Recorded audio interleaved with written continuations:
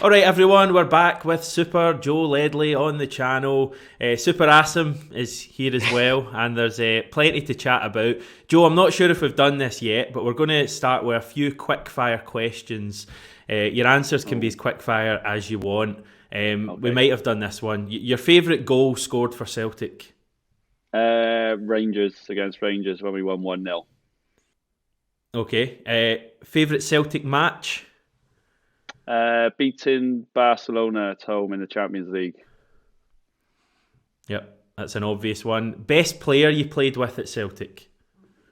I used to like playing with Scott Brown. I think Brownie, we had that sort of combination in midfield where he just let me go in advance and get goals. Okay, and this is a tricky one. One current player you'd love to have had in your team? Jota. I go for Jota. Okay. I mean, Jota in that current team would be quite good, Asim, wouldn't it? Was that Jota in the current team?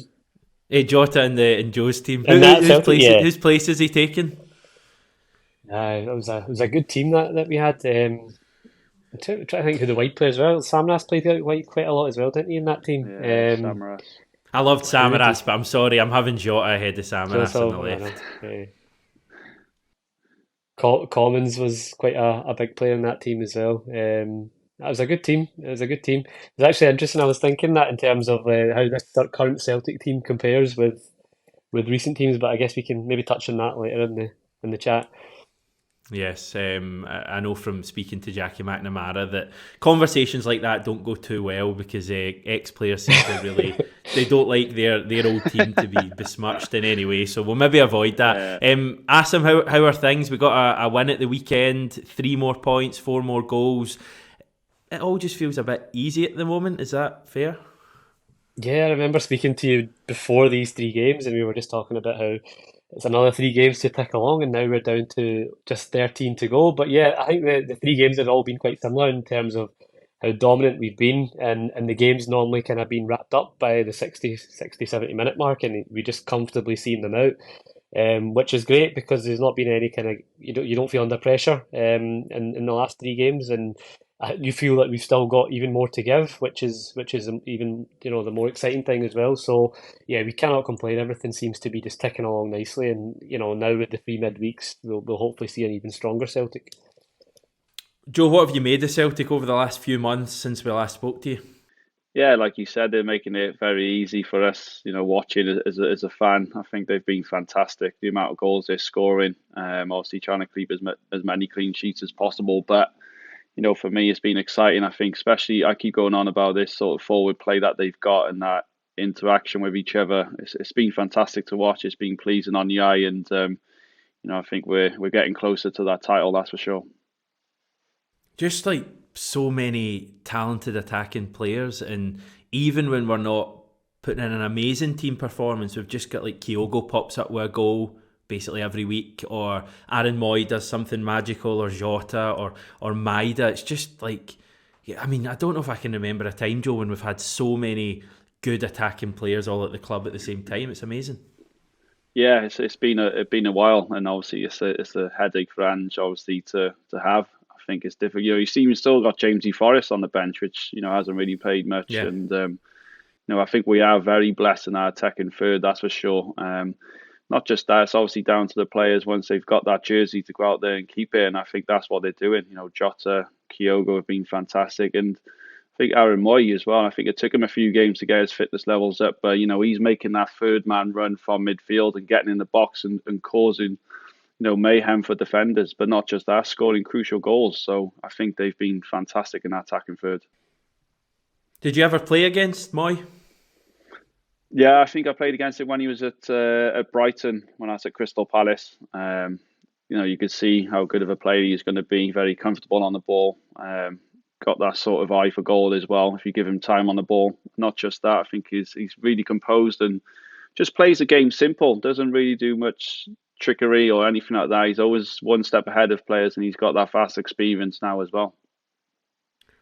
So Moy is in the midfield. One player who is no longer in the Celtic midfield or at Celtic at all certainly permanently, is Yosuke Ideguchi, who has today joined J1 League side as Vispa Fukuoka, which you really need to say carefully, guys. It's a year-long loan.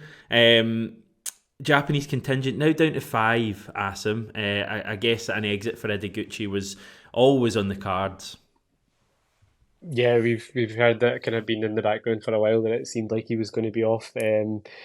I guess when he came as well, it was probably the one that came with the least fanfare in terms of like excitement because maybe he'd had a spell previously in the UK and it didn't go so well for him, and we weren't quite sure how he'd fit in. It's been unfortunate because he had that injury very early on, didn't he, in the Alloa game, which set him right back at a point where he may have got a few games because I think McGregor obviously had his injury as well at that point, or his facial injury. So it's just been one of those. He's never really had a run in the team, and yeah, it's a loan deal, but I can't imagine he'll be featuring again probably. And yeah, all the best to him. But it's just one of those that hasn't really worked, unfortunately. And just totally ruthless, Joe. I mean, Ideguchi's away.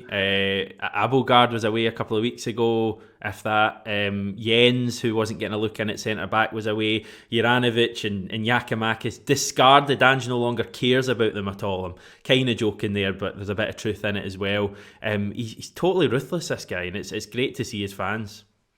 No, it is, and I think that's what you want to see as fans, and not just that. It's a credit to the players actually to move on and go and get some experience, because I think that sort of starting 11 speaks for itself. I think you get one or two which could come in and make a difference, but these fringe players need to go out and try and get experience and get some game time under the belt. And Ange is clever as well. He knows this it'll benefit the club in the future, and as an individual, as a player as well. So. Like I said, you've got to be on it every single game at this club because you will get shipped out. Scott Robertson, another one, Asim, that's moved on. That midfield area now looking pretty trimmed, but also very strong. Yeah, I think it's the area we felt we had quite an excess number of players in that position that weren't featuring. So it's helped just narrowing down that squad, and as you say, it's looking very strong. You feel like everyone that's now on the books is contributing and will be contributing on any given game. You can make 5 subs from any of them, and you probably wouldn't weaken the team much. So yeah, I think it's the area that we wanted to see us kind of get rid of not get rid, but just narrow that squad down, and yeah, we're looking good, looking healthy. Yeah, it's a really strong area of the park now. How do you see that area going forward, Joe? If we're looking at the Champions League, hopefully next season, I think McGregor gets into a starting lineup. Hatate probably does as well. But that final place could be taken by O'Reilly, Moy, Turnbull, Iwata. Real options there. I mean, what do you see? How do you see the midfield going forward? It's difficult. I think every one of those players you named are brilliant. I think they always bring something to the table. O'Reilly, I'm a big fan of. I think he's been fantastic signing.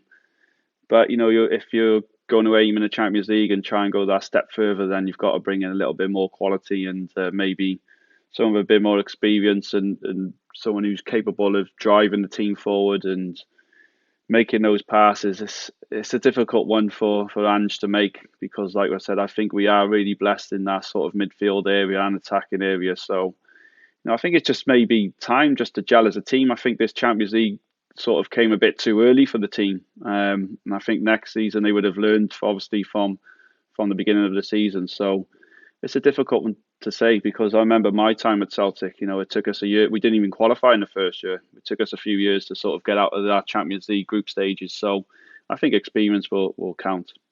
You feel with Ange as well that he thinks quite he's always thinking ahead. So I think he's already maybe bought the likes of Iwata with a view to the potential of the Champions League next season. I think he's alluded to it, how he may look at maybe changing up the shape or playing McGregor further forward. And I think that will be with a view to maybe having that bit more defensive solidity going into the European campaign, because with McGregor what you're going to get. But if you stick in someone like Iwata, who obviously we've still to fully see, but by all accounts, Ange is really praises him very highly. So I think that could be him looking ahead. and yeah, we've got loads of different options in there. So I think it's a strong area, and that's maybe what we've done there with Iwata. Yeah, already buzzing about the Champions League, guys, and we've not even nearly confirmed our place in it. We still need to win the league to be assured of that. But I think we're all kind of hoping and almost expecting that's going to be the case. Don't know if you saw this. Alistair Johnson brushing up on his Scottish by watching Still Game. Did you see this, guys? He posted the image on Instagram last night with the caption, "Taking Scottish lessons." Did you ever get into Still Game when you were up here, Joe? No, I didn't. No, I didn't. I didn't see it at all. I have heard a lot of the players going on about it, and it is one of those Scottish programs that you need to watch. But no, I didn't get an opportunity to get into it. Totally unacceptable. How many years were you up here and you didn't even watch the know, greatest I know. TV show? I know. Charlie Mulgrew used to love it. I can imagine Charlie Mulgrew being into it. You a fan, Asim? Who's your favourite character?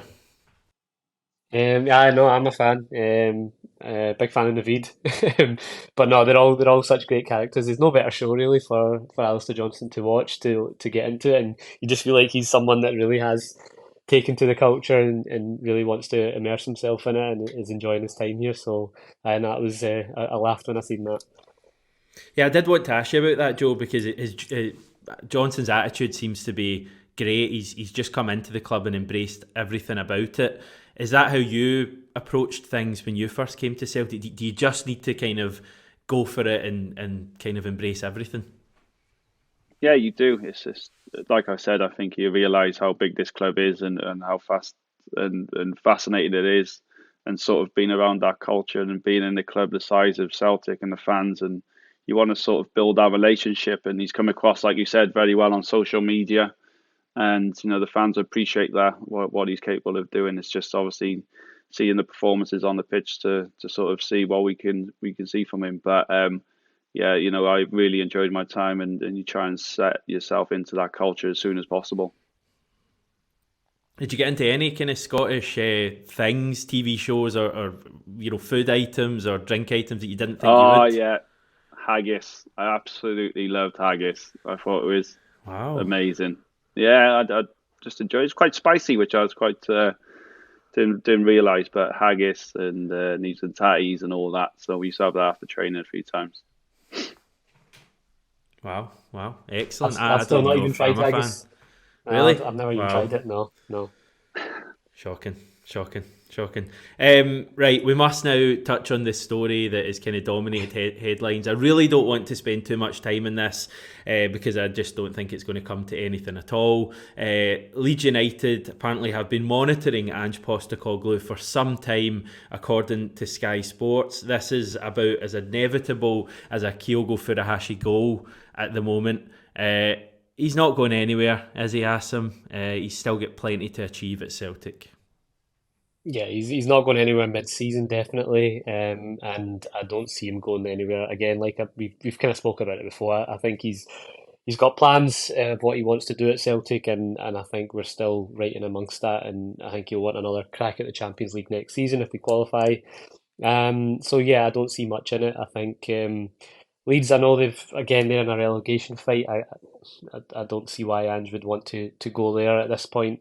I seen something. Is it Paul Robinson? I think it was in one of the clips. I don't know if it was last night. He kind of mentioned him and then mentioned the kind of Harry Kewell connection. But again, I don't think Leeds fans are too fond of Harry Kewell, so I don't know if that link is relevant either. But they've gone for obviously Bielsa and then Marsh, similar kind of mindset in terms of the style of football. Whether they'd want to go for another manager like that again, I don't even know. But from our perspective, I just don't see that as an appeal to Ange, and I don't see him going anywhere anytime soon.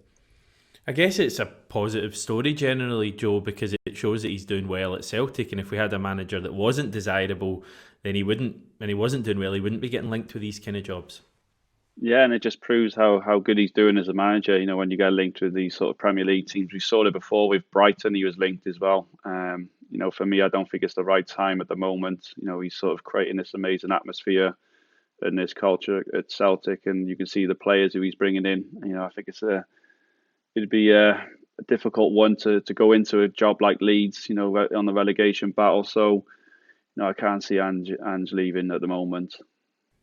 I think when he goes, he'll go to one of the big six in England. How about that for a prediction, guys? I honestly think he'll do amazing at Celtic and go straight to like a.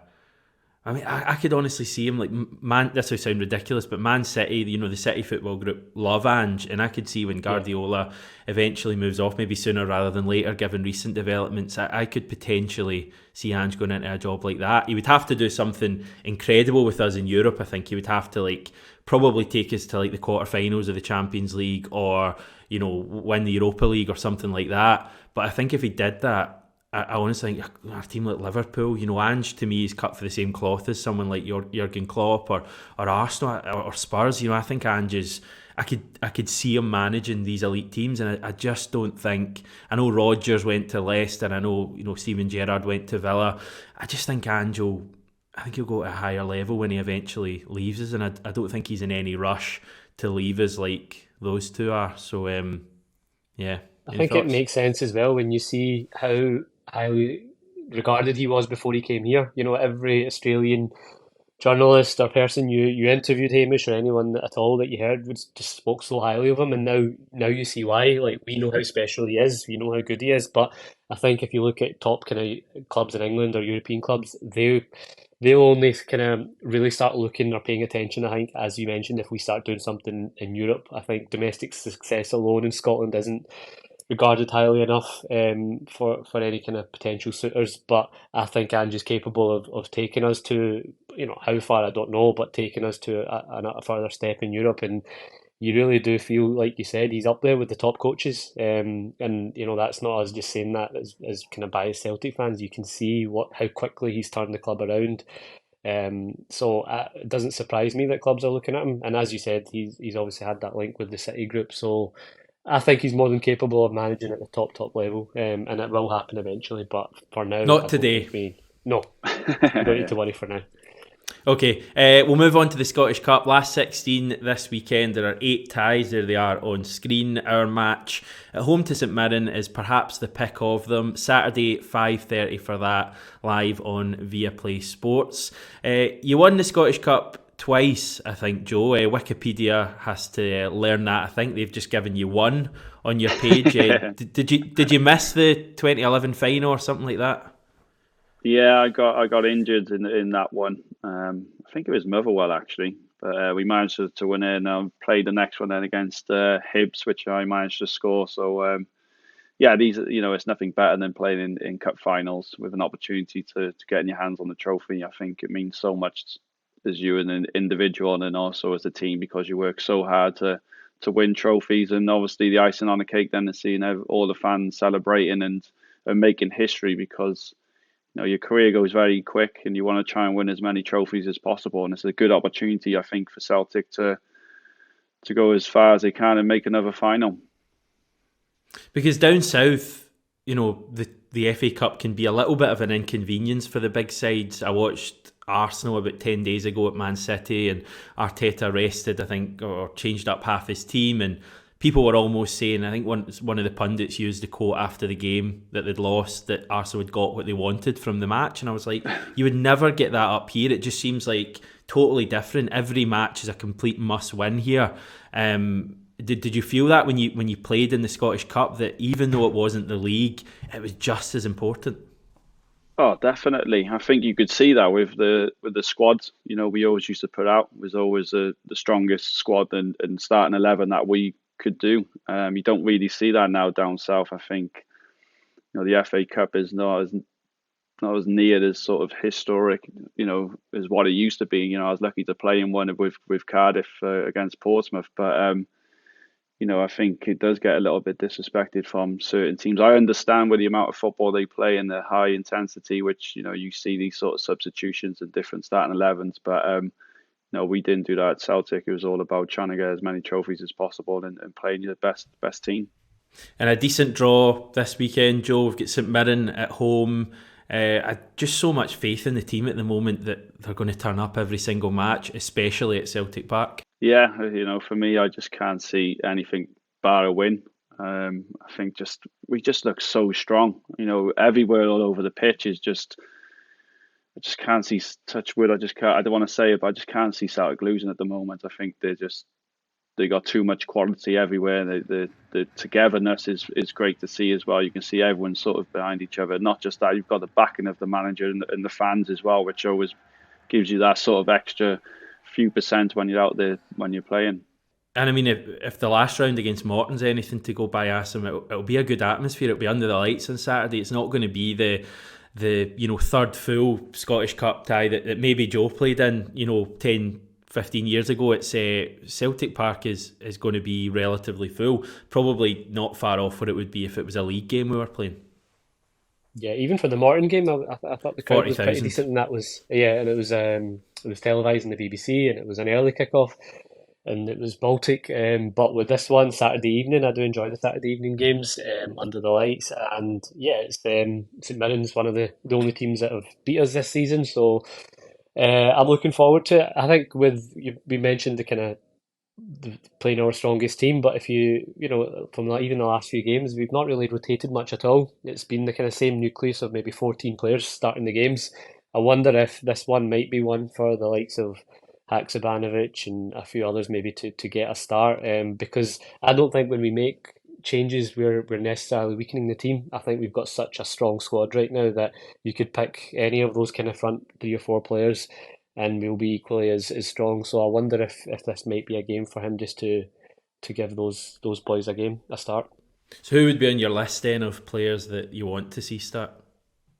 I kind of mentioned at the weekend. I thought obviously Haksabanovic, he was Player of the Month. I don't know if it was in November, and then obviously had an injury and he's not really featured as much recently. And I thought he looked bright when he came on. It was only 5 or 10 minutes on Sunday, but he's a player I've kind of got really high hopes for. He just looks really tricky and skillful. So I would like to see him kind of get a start. And I think we touched on in one of your other videos that we've a lot of our stronger players play on that one side, and that's maybe what's making it more difficult for them to get game time. Maeda, Jota, Haksabanovic are all probably stronger down that left side.